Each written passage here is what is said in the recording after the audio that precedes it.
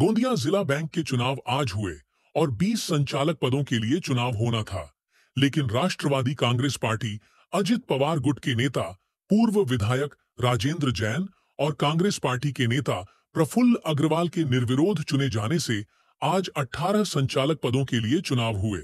विधायक परिणय फूके ने एक बार फिर मीडिया के सामने घोषणा की है कि यदि सहकार पैनल के उम्मीदवार बहुमत से चुने जाते हैं तो एनसीपी नेता राजेंद्र जैन ही जिला बैंक के अध्यक्ष होंगे। गोंदिया डिस्ट्रिक्ट कोऑपरेटिव्ह बँकेचं आज निवडणूक आहे। मागील 18 वर्षापासून इथे राजू जैन जी अध्यक्ष आहे आणि अति चांगल्या प्रमाणे ती बँक चालवत आहे, पारदर्शकतेने बँक चालवत आहे आणि निश्चितच उद्या या बँकेच्या निवडणुकीचा निकाल आहे आणि 20 पैकी 17 किंवा 18 जागा आमच्या पॅनलच्या निवडून येणार, सहकार पॅनलच्या निवडून येणार। ही निवडणूक आम्ही राष्ट्रवादी काँग्रेस पक्ष आणि भारतीय जनता पार्टी, शिवसेना असं मिळून आम्ही ही निवडणूक लढतोय। आपण एक विधान केलं होतं फॉर्म भरताना की राजेंद्र जैन अध्यक्ष होते। अध्यक्ष 100% राजेंद्र जैन हेच होतील। इसमें भाजपा, शिवसेना शिंदे गुट एनसीपी, अजित पवार गुट ने सहकार पैनल बनाकर चुनाव लड़ रहे हैं, जबकि कांग्रेस व अन्य दल परिवर्तन पैनल बनाकर चुनाव लड़ रहे हैं। इससे पहले गोंदिया जिला बैंक के अध्यक्ष पद पर एनसीपी नेता प्रफुल्ल पटेल के नेतृत्व में पूर्व विधायक राजेंद्र जैन अध्यक्ष रह चुके हैं।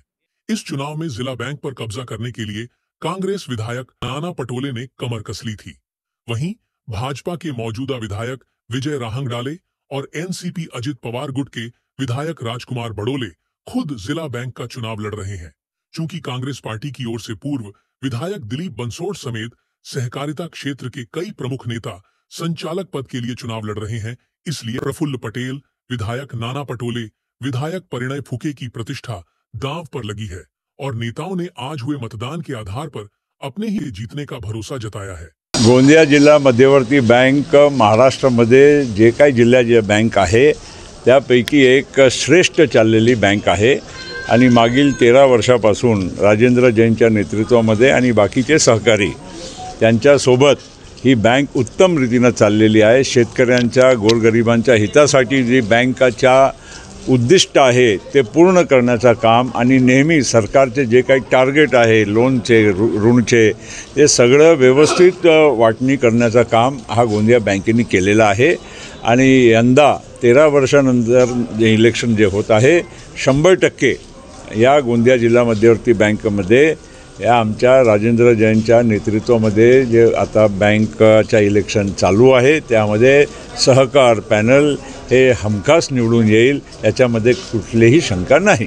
दोन आजी आमदार देखील या निवडणुकीच्या लोकांना खूप महत्त्वाची सगळ्या आमदार आणि महत्त्वाचे लोक या बँकेच्या इलेक्शनमध्ये जुडलेले आहे। त्याचा अर्थ जे आहे की हा बँक किती महत्त्वाची आहे आणि किती चांगली उद्दिष्ट आणि चालवली गेली आहे हे महत्त्वाचं आहे। कारण जे संस्था चांगले चालते त्यामध्ये सगळ्यांचा एक इंटरेस्ट पण राहते, रुची राहते आणि या उद्दिष्टाने चांगले कामही होईल यापुढे अशी मला खात्री आहे। गोंदिया जिल्हा मध्यवर्ती सहकारी बँकेची निवडणूक नक्कीच सहकार पॅनल प्रचंड बहुमताने विजयी होणार आणि महायुतीची पॅनल राज्याची सरकार आमच्या मागे आहे आणि बँकेची प्रगतीसाठी जे आम्ही आजपर्यंत काम केला त्याची पावती सर्व मतदाता बंधू भगिनी आम्हाला देणार आणि उद्याचा जे रिझल्ट येणार त्यामध्ये प्रचंड मताने पूर्ण जिल्ह्यात आमचे सर्वच उमेदवार निवडून येतील।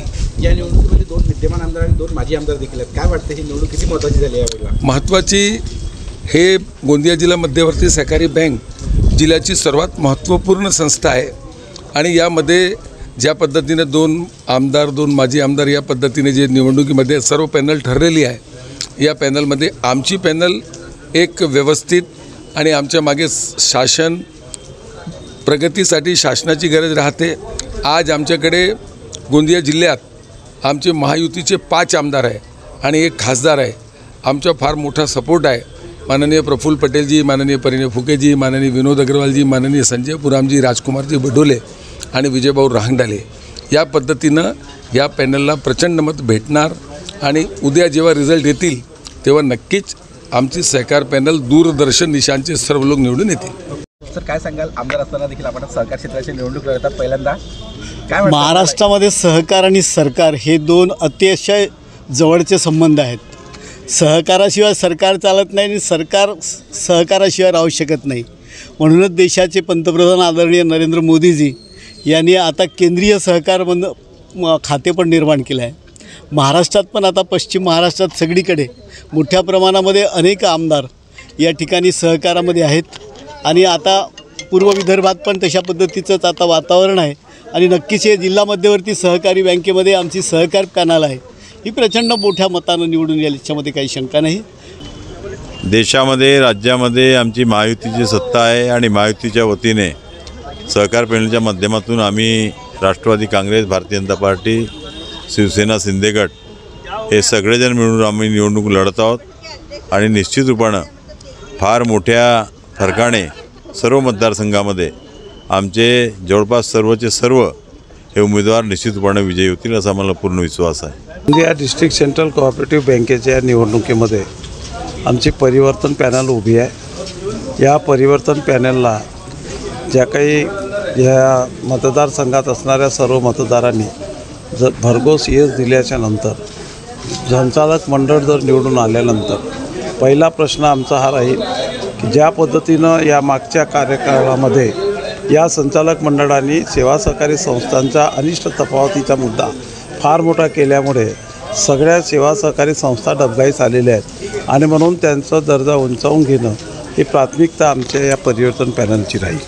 दुसरी महत्त्वाची बाब आहे की डिस्ट्रिक्ट सेंट्रल कोऑपरेटिव्ह बँक हे फक्त शेतकऱ्यांच्यासाठी आहे अशा पद्धतीची जी समज आहे ती समज अतिशय चुकीची आहे. ती समज दूर काढून ही डिस्ट्रिक्ट सेंट्रल कोऑपरेटिव्ह बँक हे छोट्या छोट्या व्यापाऱ्यांना मोठं करण्याच्यासाठी त्या दृष्टीनं अत्यंत महत्त्वाचे. कारण याच्यातले मतदार हे बलुतेदारामधले आहेत, औद्योगिक विकासमधले आहेत, मजूर सहकारी संस्थांमधले आहेत, पतसंस्थांमधले आहेत. म्हणजे ज्या ठिकाणी विकास करायच्या त्या अशा अनेक संस्था या ठिकाणी मतदानामध्ये भाग घेत आहेत आणि म्हणून त्यांचा डेव्हलपमेंटमध्ये या संचालक मंडळांनी कुठलाही लक्ष ठेवलेलं आहे आणि म्हणून यांना वोटं मागण्याचा अधिकारही नाही.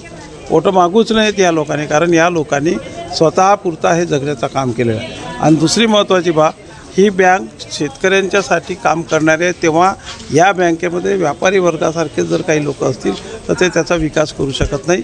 आणि म्हणून परिवर्तन पॅनल निश्चितपणानं ताकदीनेची या जिल्ह्यातील सर्वसामान्य शेतकरी असो, शेतमजूर असो आणि इतर संस्थांचे जे काही कामं असतील ते सगळे करण्याचं काम केलं जाईल एवढंच आपल्याला सांगू इच्छितो. आज जिल्हा बँकेची निवडणूक आदरणीय नानाभाऊ पटोले, गोपालदास अग्रवाल साहेब आणि दिलीप बनसोड साहेबांच्या नेतृत्वाखाली आम्ही लढत आहोत. आणि एक मोठं आव्हान सत्ताधारी पक्षाच्या समोर आम्ही केलेलं आहे. त्यांनी सत्तेच्या पैशाचा भरपूर दुरुपयोग केला तरीही शेतकरी, मजदूर वर्ग, शेतकरी, युवा हे आमच्यासोबत आहे, महिला आमच्यासोबत आहे. जे अन्याय हे सरकार करत आहे यांच्यावर त्याच्या विरोधात मतदान होणार आहे. बँकेची व्यवस्थामध्ये ज्या पद्धतीने सेवा सहकारी संस्थेला डिव्हिडंड मिळत नाही, लाभांश मिळत नाही, ज्या पद्धतीने त्यांना त्यांचे ठेवीवर व्याज मिळत नाही, ह्या सर्वाच्या विरोधामध्ये मतदान होणार आहे. आणि येणाऱ्या काळात शेतकऱ्यांच्या काँग्रेसच्या नेतृत्वाखाली चांगले दिवस येणार. किती संचालक निवडून येतील वाटते आपल्याला? स्पष्ट बहुमत आमच्या बाजूने येणार. तो आज के मतदान के लिए वोटों की गिनती कल सुबह 8 बजे शुरू होगी और दोपहर 12 बजे तक तय हो जाएगा कि कौन सा पैनल ज्यादा संचालक चुनकर लाने में कामयाब रहा और किसे अध्यक्ष के रूप में चुना जाएगा. ये देखना दिलचस्प होगा.